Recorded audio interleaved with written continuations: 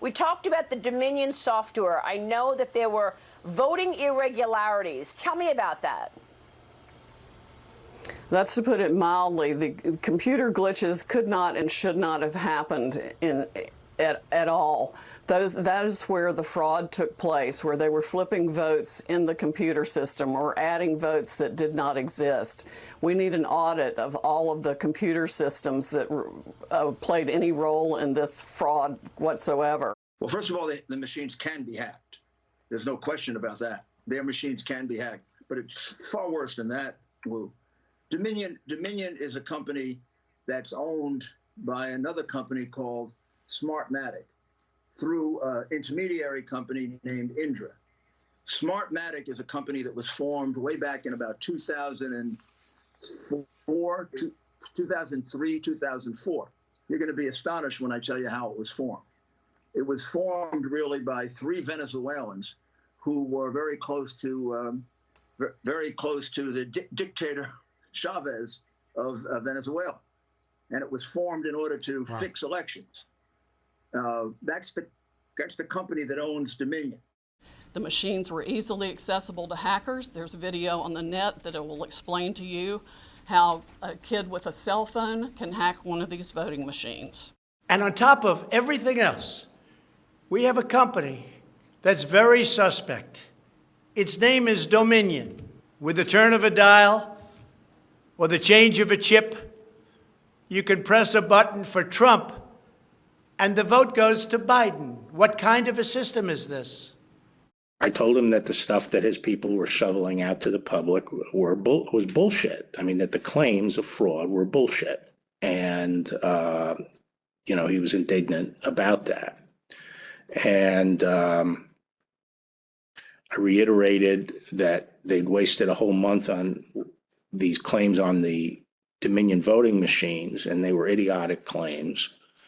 I specifically raised the Dominion voting machines, which I found to be among the most disturbing allegations, disturbing in the sense that I saw absolutely zero basis for the allegations, but they were made in such a sensational way that they obviously were influencing a lot of people, members of the public, that there was this systemic corruption in the system and that their votes didn't count and that these machines controlled by somebody else were actually determining it, which was complete nonsense. And it was being laid out there. And I told them that it was crazy stuff and they were wasting their time on that. And it was doing a grave disservice to the country. In addition, there is the deeply troubling matter of Dominion voting systems. In just one Michigan county alone, 6,000 votes were switched from Trump to Biden, and the same system was used throughout a majority of the United States. No satisfactory explanation has been offered for why Dominion systems are able to switch votes with a mere push of a button. I had actually been briefed. The report dealt with the Dominion machines in Antrim County, and I had been briefed on the matter in Antrim County by the DHS and the FBI, and we were very familiar with the episode there. And I was assured and believed that we had a good understanding of what happened in Antrim County and that it was a human error and was not a problem with the machine and was not replicated in any way outside Antrim County. And in fact, the person who made the error was a Republican clerk, and Antrim was a Republican county that Trump won handily.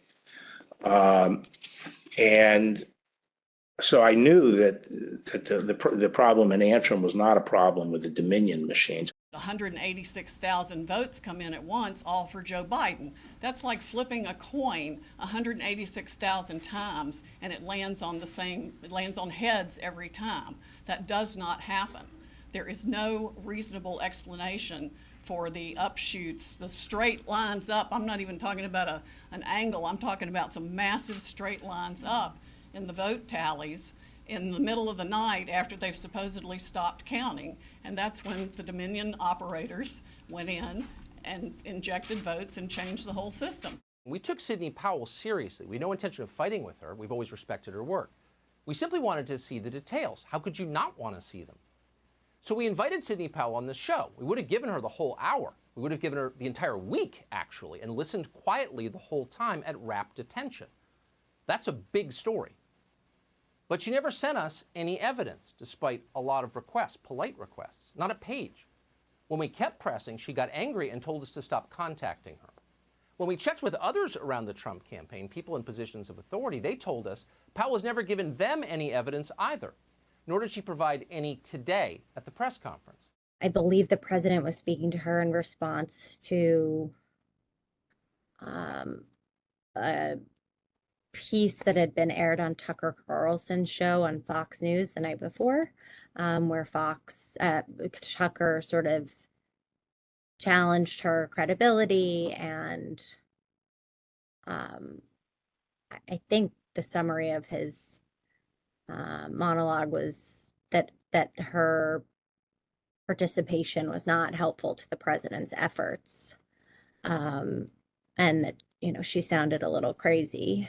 And I think the president was calling to ask her why she wouldn't go on the show and defend herself, and that not responding looked weak.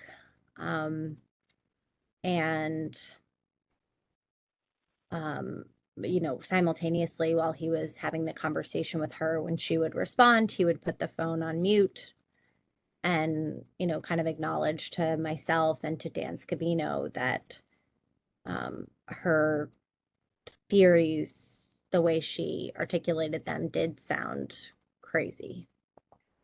We were all sort of laughing, you know, because it just does sound so unbelievable when you're talking about a theory that incorporates the Iranians, the Venezuelans, potentially the Chinese, and, you know, voting machine. I mean, it's quite an elaborate plot. You know, maybe things from outer space. And it just sounds satellites ridiculous. And I was relieved that the president found it to be humorous and not and wasn't taking it seriously. To the best of your recollection, what did the president say when he said something that told you that he found Ms. Powell's theories humorous? Like I said, we were all kind of laughing. The phone was on speaker, but we were muted, so she couldn't hear us. And, you know, he said, like, this does sound crazy, doesn't it? And I think I said, yes, it does.